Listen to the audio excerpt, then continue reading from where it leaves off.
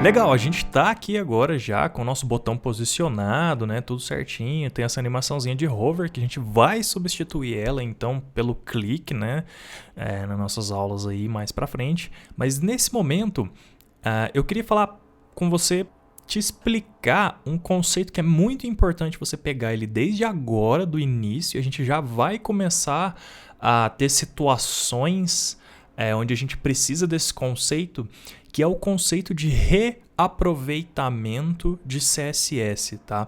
É uma boa prática você reaproveitar o CSS sempre que você puder, tá? Porque o seu código fica mais enxuto, porque consome menos kbytes e fica mais performático o seu código, e por muitas outras questões, tá? A questão de organização do código mesmo, tá? De fazer uma coisa mais bem feita, seguindo as boas práticas, tá? Então, o que seria e como que a gente faz, onde que a gente faz esse reaproveitamento de código?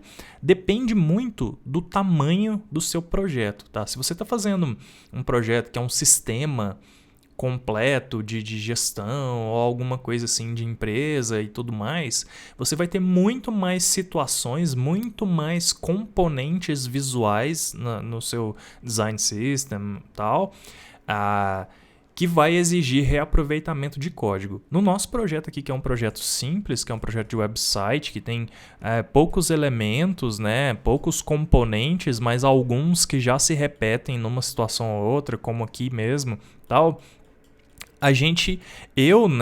particularmente, costumo adotar esse reaproveitamento de CSS de um jeito relativamente simples, tá? Porque os projetos de website que geralmente eu faço também não são tão complexos quanto fazer um sistema completo, um aplicativo, tá?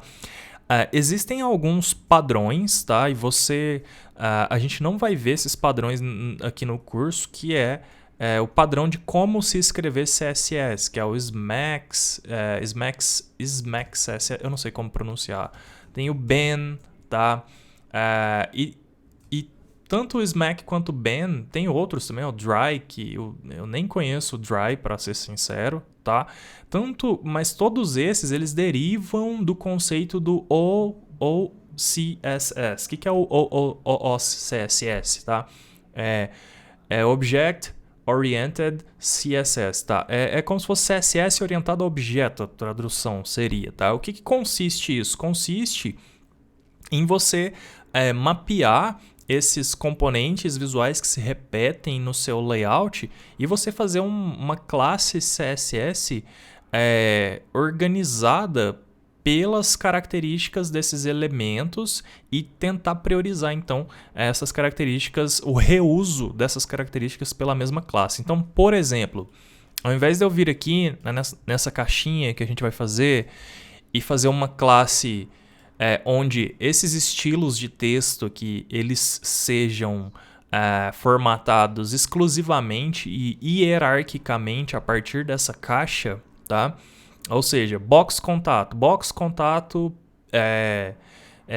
H2, box contato P, tá? Ao invés de a gente trabalhar dessa maneira, a gente sabe que em outros lugares do nosso site a gente também tem outros parágrafos que recebem a mesma cor, a gente tem outros títulos que também recebem a mesma cor e a mesma fonte. Então a gente começa a criar classes que não sejam atreladas ao elemento em si, mas que elas possam ser utilizadas em outros lugares, tá? Então, ao invés de eu colocar box contato H1 e box contato P, eu posso criar uma classe só para títulos, por exemplo, isso seria uma coisa. Ou eu posso, se eu tiver essa box se repetindo em outros lugares, tá? Eu tivesse vários outros lugares que eu tenho uma box preta com esse mesmo título, esse mesmo tipo de parágrafo aqui, aí sim eu poderia criar uma classe, então, orientada ao nosso componente, tá? Ao nosso, entre aspas, objeto aqui, né? Beleza? Bom, isso na prática, aqui no nosso projetinho, ficaria como? Vamos fazer agora, então, vamos criar as nossas primeiras classes utilitárias, né? E daqui para frente, possivelmente a gente vai acrescentando no final, né? Conforme o nosso projeto for demandando. Classe utilitária que eu uso nos projetos eu sempre coloco elas aqui no final, tá? Logo depois que fecha a minha última media query. Por quê? Porque como o nosso CSS é em cascata e tudo que vem por último sobrepõe o que vem antes, então eu sempre vou querer que as minhas classes utilitárias elas sobreponham, tá? Então eu vou escrever aqui classes utilitárias, que é uma linha de comentário, tá? Só para eu saber onde elas começam, beleza? E a primeira classe utilitária, as primeiras que eu costumo fazer são algumas coisas bem básicas. Talvez utilitárias não seja nem o nome mais apropriado, tá? Eu chamo de utilitárias, mas talvez a gente pudesse colocar outro nome aqui, né? Enfim, mas vou manter utilitárias mesmo, tá? O que acontece? A primeira coisa que eu sei é que a gente tem duas ou três tonalidades de cor de texto, tá? A gente tem esse tom que não é exatamente um branco, que é um tom de cinza. A gente tem um outro tom aqui, tá? Isso aqui vai ser um texto, então esse tom aqui do 0, ele é um tom de cinza. Tá, vou copiar esse aqui. Os outros eu já sei. Esse aqui eu sei que é BC, BC, BC. E esse aqui é o nosso verde mesmo que a gente já tem lá, tá? Eu acho que a gente não chega a ter outro tom de cor. Então o que eu faço geralmente?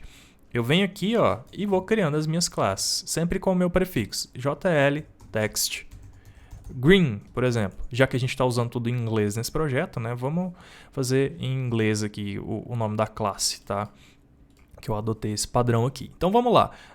E aí eu coloco color e coloco a nossa cor. Basicamente é isso. Essa é a nossa primeira classe utilitária. Lá no nosso HTML, todo lugar que eu quiser que tenha um texto na cor verde, depois é só eu aplicar essa cor, entende? Então fica mais fácil. Se algum dia eu quiser mudar todas as cores de destaque, por exemplo, do meu projeto de textos, né, de títulos, de green para purple, para roxo, é só eu vir nessa única classe aqui e mudar, que já vai alterar em todos os lugares. Beleza? Mas não é esse o principal motivo. O principal motivo é a gente escrever menos código CSS. Então, eu não preciso ficar passando uma cor verde para todo o texto em todas as outras classes que eu criar, tá? Eu uso só uma única classe para isso, beleza? E aí eu vou fazer a mesma coisa, então. Deixa eu colar essa cor aqui, né? Esse código. E vou fazer a mesma coisa para outras cores. Então, eu vou chamar essa aqui de dark, tá? E aí o nome eu que vou escolhendo mesmo, tá? Não tem muito padrão. Aí eu vou chamar a outra, que é o nosso texto mais claro, de light.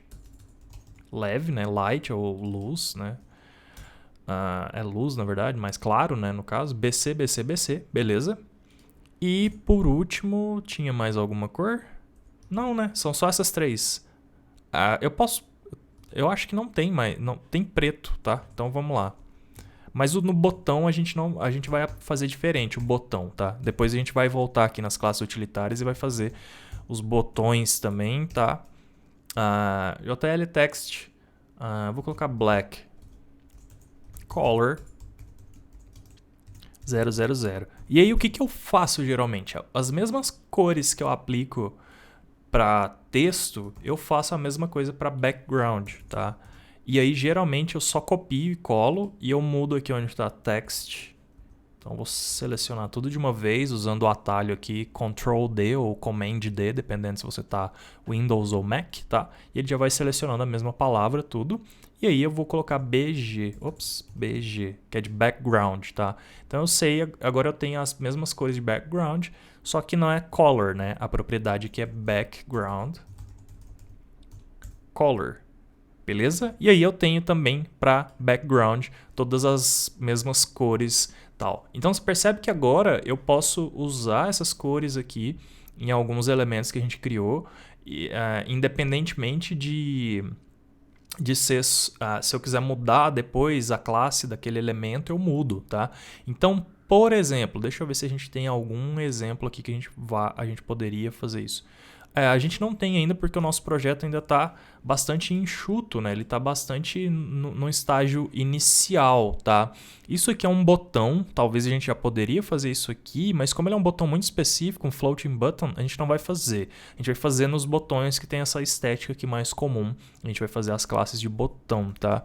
Sobre caixas que a gente poderia também reaproveitar, talvez essa caixa aqui e tal, que teria background color.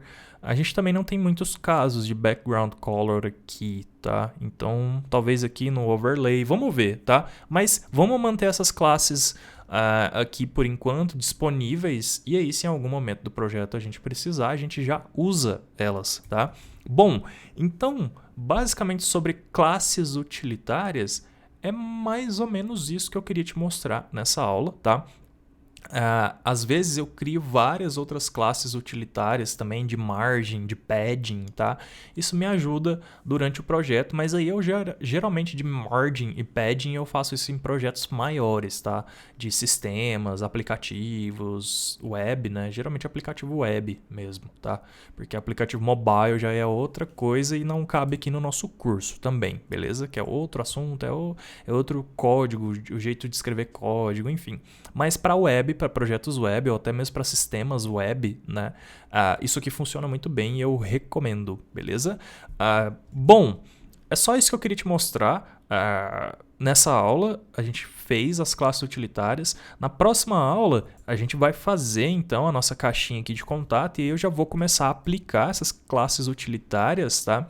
E aí você vai ver então como funciona. Mas é muito simples, né? É só aplicar a classe mesmo no elemento, beleza?